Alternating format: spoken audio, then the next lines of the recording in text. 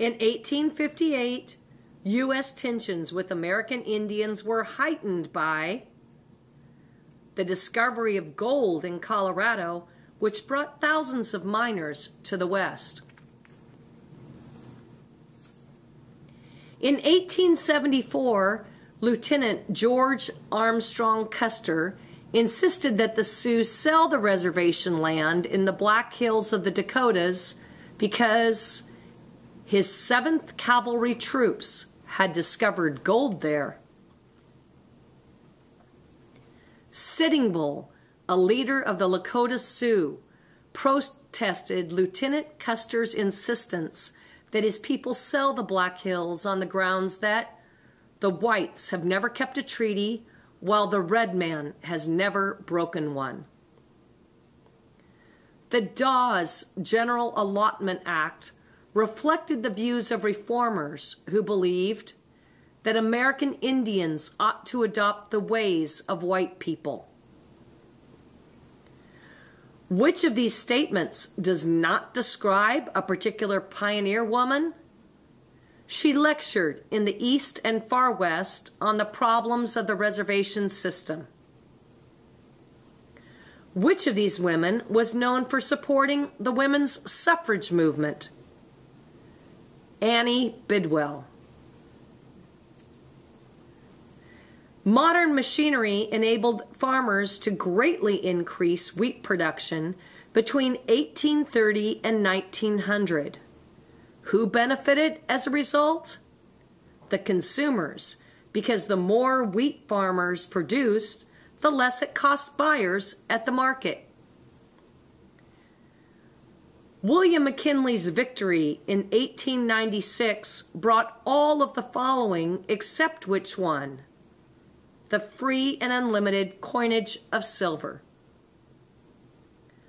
What was the significance of the Panic of 1893 to the populace? It led more people to back their call for economic reform. What was the significance of the Oklahoma land rush? In 1889, nearing the end of the frontier's existence, it was the last great move to settle the West. The clear, sweet notes of a cavalry bugle rose. It was noon. A cloud of dust rose where the home-seekers had stood in line. And when it had drifted away before the gentle breeze, the horses and wagons and men were tearing across the open country like fiends. That was from William Willard Howard's article in Harper's Weekly, May 18th, 1889. What can be inferred from William Willard Howard's description of the day the Oklahoma Territory was opened for settlement? The government had ordered that the territory be opened for settlement at 12 o'clock. Sarah Winnemucca would have agreed that the Dawes General Allotment Act was all of the following except a measure for distributing Indian reservation lands on American Indian terms. What prediction might a Plains farmer in 1860 have made about the rapid rise in both productivity and the number of area farms? Overproduction has already led to lower prices and incomes. The boom can't last without making tenant farmers of us all. What conflict of ideas is most responsible for the strife between American Indians and the U.S. government? American Indians held lands in common, while U.S. insisted upon private ownership of land. What is the best argument a proponent of dry farming might have made to convince a farmer in the Great Plains to switch to a new method?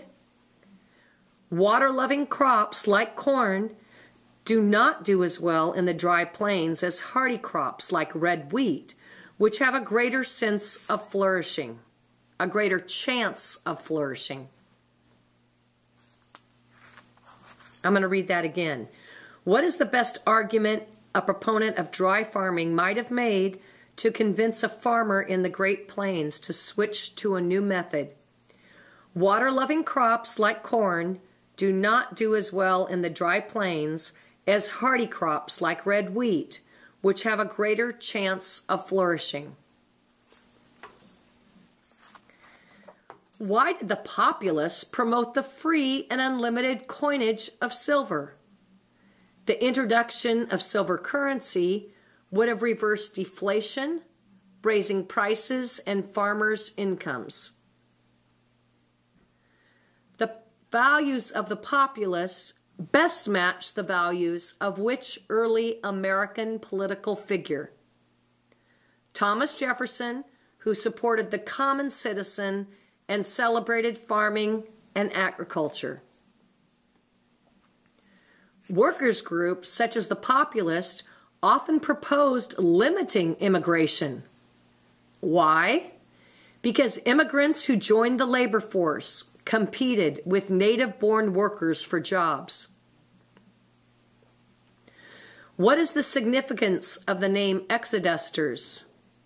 It was taken by former slaves to refer to their mass migration from a land of chains to a promised land.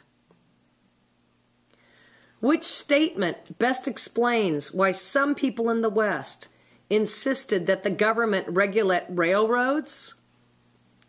Railroads were charging, or could charge, unfair rates for a service that individual rail companies monopolized. How did the federal government help fund the Transcontinental Railroad? It gave railroad companies loans and land grants to help pay for construction. Where did the Navajo live until 1863? In what became Arizona and New Mexico. For those of you that have just listened to all 47 questions from the test bank, you now get to hear a cowboy joke. The cowboy lay sprawled across 3 entire seats at the posh Amarillo Theater. When the usher came in and noticed this, he whispered to the cowboy, "Sorry, sir, but you're only allowed 1 seat." The cowboy groaned but didn't budge. The usher became more impatient. "Sir, if you don't get up from there, I'm going to have to call the manager." The cowboy just groaned. The usher marched briskly back up the aisle. In a moment, he returned with the manager. Together, the two of them tried repeatedly to move the cowboy, but with no success. Finally, they summoned the police. The cops surveyed the situation briefly, then asked, "All right, buddy, what's your name?" "Sam," the cowboy moaned. "Where are you from, Sam?" With pain in his voice, Sam replied, "The balcony." You're supposed to laugh now. Okay. Next, we have a farmer joke, because again, this unit deals with farmers, cowboys, and also, again, the Transcontinental Railroad. A man is driving down a country road when he spots a farmer standing in the middle of a huge field of grass. He pulls the car over to the side of the road and notices that the farmer is just standing there, doing nothing, looking at nothing. The man gets out of the car, walks all the way down to the farmer and asks him, "Excuse me, mister, but what are you doing?" The farmer replies, "I'm trying to win a Nobel Prize." "How?" asked the man, puzzled.